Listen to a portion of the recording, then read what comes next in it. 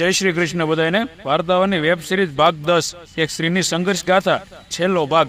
લેખક ટી.આર. કેતન પટેલ અને નિર્જીવ શબ્દોને સ્વર નામનો જીવ આપનાર એટલે કે હું દિલેશ અર્જનભાઈ બરવાળિયા તમારું સ્વાગત કરું છું વાર્તાઓની દુનિયામાં। તો મિત્રો, ભાગ 9માં સંઘર્ષ ઓછો અને પ્રેમ વધારે જોવા મળ્યો। સંતાન પ્રાપ્તિ માટેની ઝંખના સાથે મુકેશ અને કવિતા સાપુતારાના પ્રવાસેથી પાછા ફરે છે। મુકેશ એની રોજિંદી જિંદગીમાં પાછો ફરે છે। મહિના પછી કવિતાને મહિનાઓ રહેતા નથી, તેથી મુકેશ એને દવાખાને લઈ જાય છે। ફરી ટેસ્ટ કરાવવામાં આવે છે। મુકેશ અને કવિતાના ટેસ્ટ રિપોર્ટમાં આવે ત્યાં સુધી રાહ જોઈને બેઠા હોય છે।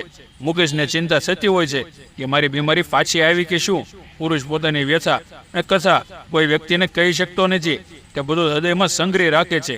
એટલે જ મોટે ભાગે પુરુષોને હાર્ટ એટેકનું જોખમ વધુ હોય છે, એવું મારું માનવું છે। હવે તો કવિતા પણ ડોક્ટર હતી, એટલે કવિતાના મોબાઈલમાં પ્રથમ રિપોર્ટનો મેસેજ આવે છે। બંનેના રિપોર્ટ નોર્મલ આવે છે। મુકેશ કવિતાને કહે છે કે હવે તકલીફ શું હશે। કવિતા કહે છે કે કદાચ આપણા નસીબમાં અત્યારે સંતાન નહીં હોય, આપણે પ્રયત્નો કરતા રહીશું। તેઓ દવાખાનેથી ઘરે પરત ફરે છે ત્યારે રૂખીબેન ઘર આંગણે રાહ જોતા હોય છે।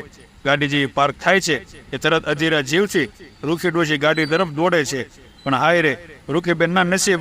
રૂખીબા વાત સાંભળીને નમળે હાથ દઈને બેસી જાય છે। કવિતાની પરીક્ષાને આડે હવે મહિનો બાકી હોય છે।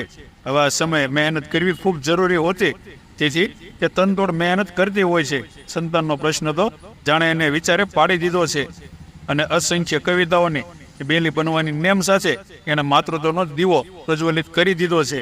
મનમાં રાત દિવસ એક જ સ્વપ્ન છે, અને એ છે કે મારે એક સફળ સ્ત્રી રોગના ડોક્ટર બનીને ખૂબ ઓછા પૈસા સાથે સેવા કરવી છે।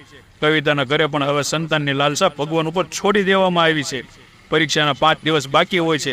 ડોક્ટર રવિ જેવો કવિતા સાથે મુકેશના વંજત્વ માટે દવા કરતા હોય છે। એમનો કવિતા ઉપર ફોન આવે છે। કવિતા પોતાના બેડરૂમમાં હોય છે। રૂખી ડોશી અને ભીખાભાઈ પણ ઘરે હોતા નથી।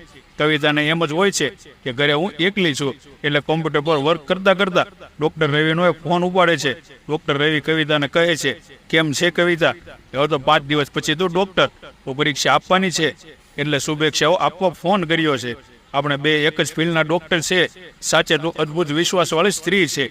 કવિતા ડોક્ટર રવિનો આભાર માને છે।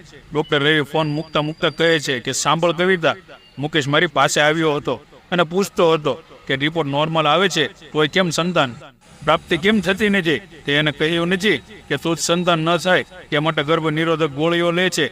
કવિતા કહે છે, ડોક્ટર તમે તો મુકેશને આવી વાત કરી નથી ને? ડોક્ટર કહે છે, મેં તો એમ કહ્યું કે અમુક ભગવાન ઉપર છોડવું પડે। કવિતા ડોક્ટરનો આભાર માની ઊંડો શ્વાસ લઈ લે છે। કવિતાને એમ હોય છે કે ઘરે કોઈ નથી, પણ આ બધી વાતો નોકરીથી પરત ફરેલા મુકેશને કાને પડે છે। મુકેશ કવિતાનો આ રૂપ જોઈ ડગાઈ જાય છે, જાણે એને કશી ખબર જ ના હોય એ રીતે કવિતા જોડે જઈને કહે છે કે કેવી પરીક્ષાની તૈયારી ચાલે છે?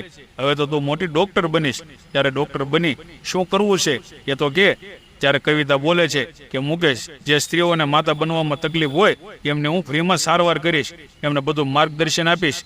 આ વિષય ઉપર વધારે સંશોધન કરી અને સ્ત્રીઓ સમયસર માતૃત્વ ધારણ કરી શકે એ માટે હું પોતાની જાતની બાજી લગાવવા પણ નહીં અચકાવ। તમે તો જોયું કે એક સ્ત્રી શું છે, અને મારે કેટલા લોકોનું સાંભળવું પડ્યું। સમાજ પણ પૂછપૂછ કરતો હતો કે સંતાન કેમ નથી થતું, તમને પણ સંતાનની ઈચ્છા, ઘરના લોકોને પણ સંતાનની ઈચ્છા। ત્યારે એક સ્ત્રીની મનોવેદના એક સ્ત્રી જ જાણી શકે છે। મુકેશ શાંત ચિત્તથી સાંભળી રહ્યો હોય છે। મનમાં ગુસ્સો પણ ઘણો છે, પણ કવિતાની નિસ્વાર્થ ભાવવાળી વાત સાંભળી એના પ્રત્યે એને માન પણ ઉપજે છે કે આ કેટલી દયાળુ છે। આટલા અત્યાચારો છતાં એ બીજાનું વિચારે છે, એના પોતાના લોકોની ઈચ્છાઓની પણ બલી ચડાવી દીધી છે। મુકેશ મનમાં વિચારે છે કે પરીક્ષાના હવે ગણતરીના દિવસો બાકી છે, ત્યારે કશું કહેવું યોગ્ય નથી, પણ અંદર ઊભો રહેલો પ્રશ્ન એને સતાવે છે। જ્યાં સુધી કવિતાને કહીશ નહીં ત્યાં સુધી ચેન નહીં પડે, પણ હવે પરીક્ષા પછી કહીશ એમ વિચારી એ નિત્યક્રમ પ્રમાણે પોતાની ડાયરી લખે છે। આખરે કવિતાની પરીક્ષા પૂર્ણ થઈ જાય છે અને એનું સ્વપ્ન સાકાર થાય છે। હવે સંતાન બનવામાં એને વાંધો નથી, અને કવિતા અને મુકેશ સંતાન માટે પ્રયત્ન કરે છે। અને એના 1 મહિના પછી ખબર પડવાની હોય છે કે મુકેશ સરકારી કામથી રાજકોટ ગયેલો હોય છે। સરકારના એક મોટા પ્રોજેક્ટમાં અટવાયેલો હોવાથી તેને કવિતાની પહેલી વાત પણ નથી કરી। તે છેલ્લા 5 દિવસથી રાજકોટ છે, ત્યાં કામમાં હોય છે, અને કવિતાનો મુકેશ ઉપર ફોન જાય છે, મુકેશ યાર, હમણાંથી તમારું વર્તન મારા પ્રત્યે કેમ બદલાઈ ગયું છે? સતત કામ ને કામ, કામ જ બસ. કવિતાએ સત્ય કે એવો ફોન કર્યો હોય છે પણ એ કહી શકતી નથી. મુકેશ કહે છે, પછી ફોન કર, મારા કામ છે. મુકેશ ફોન મૂકી દે છે. કવિતાના મનમાં ખૂબ લાગી આવ્યો હોય છે અને મુકેશ ને સત્ય કહેવું હોય છે પણ મુકેશ વ્યસ્ત છે. કવિતા હિંમત કરી ફરી ફોન લગાવે છે. ફોન ઉપડે છે. મુકેશ હેલો બોલે છે. ત્યાં જ કવિતા બોલવાનું શરૂ કરે છે કે મુકેશ, મને માફ કર, મેં તારાથી એક વાત છુપાવી છે. તું જાણીશ તો મને ક્યારે માફ નહીં કરે, પણ હું મારી જાતને માફ કરી શકતી નથી. આ બોજ હવે સહન થતો નથી. હું અંદર રોજ મરું છું. મુકેશ, મારા ડોક્ટર બનવા માટે અને સ્વપ્ન પૂર્ણ કરવા માટે સંતાનની જવાબદારી વધે તો હું કઈ કરી ના શકું. એટલે છેલ્લા ઘણા સમયથી હું ગર્ભ નિરોધક ગોળી ગળતી હતી. એક જ શ્વાસે કહેતી અને બોલતી કવિતા એ ધ્રુસકે રડતી હતી. મુકેશ ખાલી એટલું જ બોલ્યો કે કવિતા, તું તારું વોટ્સઅપ ઓન કર, હું તને એક ફોટો મોકલું છું. મુકેશે જે દિવસે કવિતાની સચ્ચાઈ જાણી હોય છે એને પોતાની ડાયરીમાં તારીખ સાથે લખ્યું હોય છે. એ ડાયરીનો ફોટો કવિતાના મોબાઈલમાં આવે છે. કવિતા વાંચે છે, જેમાં મુકેશે લખ્યું હોય છે કે આજે નોકરીથી ઘરે વહેલા આવ્યો ત્યારે કવિતા ફોન ઉપર ડોક્ટર સાથે વાત કરતી હતી અને એને સંતાન ન થાય એ માટેની ગર્ભ નિરોધક ગોળીઓ ખાતી હતી. જે મને એને કહ્યું નથી. હું આ કવિતાના સપોર્ટમાં ઊભો રહ્યો અને આવડો મોટો ઝટકો એણે આપ્યો. મારું મન ખૂબ દુઃખી છે. હું ક્યાં જઈને દુઃખ ઠલવી નાખું. એની ઈચ્છાઓ અપેક્ષાઓ આગળ અમારું એને કશું વિચાર્યું નથી. તેની પરીક્ષા છે માટે એને હમણાં કશું કહેવું યોગ્ય નથી. જે છે એ મારી પત્ની છે. હૃદયમાં ઘણું દર્દ છે પણ દારૂ નથી પીવો. થવાનું હતું એ થઈ ગયું. તેની વાતો મેં સાંભળી અને સમાજની અસંખ્ય સ્ત્રીઓ માટે થઈ આવ્યો નિર્ણય કર્યો છે. ભલે મને ગુસ્સો છે એટલે એક વાર તો એને કહીશ જ કે એમને અંધારામાં શું કામ રાખ્યા, એનાથી હું રીસાઈ જઈશ. કવિતાએ તે ખોટું કર્યું છે. મારી માતા એ જાણશે ત્યારે મને માફ નહીં કરે અને તને સૌથી વધુ નફરત કરશે. પણ અત્યારે પરીક્ષા છે એટલે હું આ સત્ય કોઈને કહીશ નહીં. આ વાંચતા કવિતાની આંખોમાં આંસુ હતા. એના હૃદયમાં મુકેશ પ્રત્યે આદરભાવ વધારે થયો અને થયો કે આ માણસ કેટલો સજ્જન છે. આવો પતિ હોય તો બીજું જોઈએ શું, જે તમને સમજે, તમારી કાળજી રાખે. મુકેશને ફરી કવિતાએ ફોન જોડી માફી માંગી લીધી અને મુકેશે કહ્યું કે 2 દિવસ પછી માફી માંગજે અને આ વખતે ગર્ભ નિરોધક ગોળી તો ખાધી નથી ને?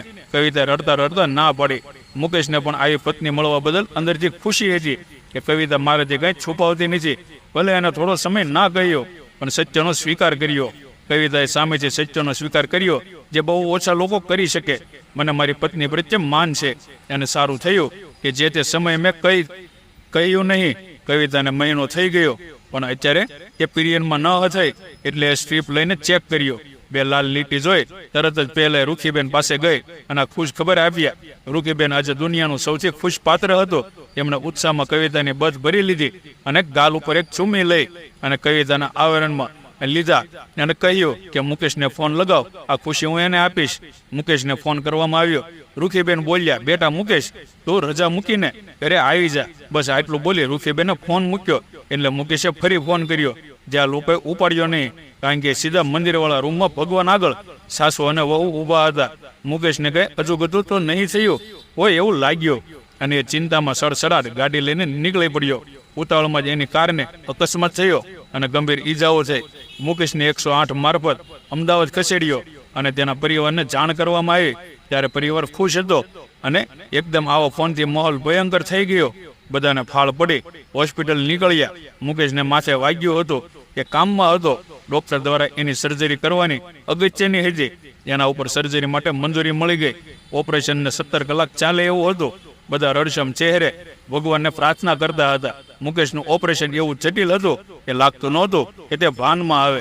ઓપરેશન પૂર્ણ થયું. મુકેશ બેભાન અવસ્થામાં હતો. 1-2 દિવસ 3 દિવસ એમ 15 દિવસ થયા પણ કંઈ થાય જ નહીં. મુકેશની પરિસ્થિતિ એમ જ હતી. ભગવાન પણ જબરો છે નહીં. એ ખુશી આપે તો એ જાજી ટકવા દેતો નથી. રૂખી ડોશીની હાલત સાવ ખરાબ થઈ ગઈ હતી. 15 દિવસથી હોસ્પિટલથી ઘરે ગયા નહોતા. આજ તો માતા કહેવાય. ભીખાભાઈ કવિતા બધાની આંખો સૂજી ગયેલી છે પણ ઉપાય શું?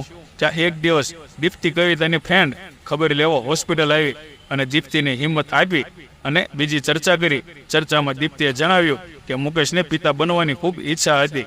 છેલ્લે દીપ્તિ હોસ્પિટલમાંથી જતી હતી ત્યારે તેણે કવિતાને કહ્યું કે આજે તો મુકેશ જોડે જાય તો એના કાનમાં તું કહેજે કે મુકેશ તમે પિતા બનવાના છો એમ કહી દીપ્તિ હોસ્પિટલથી જાય છે.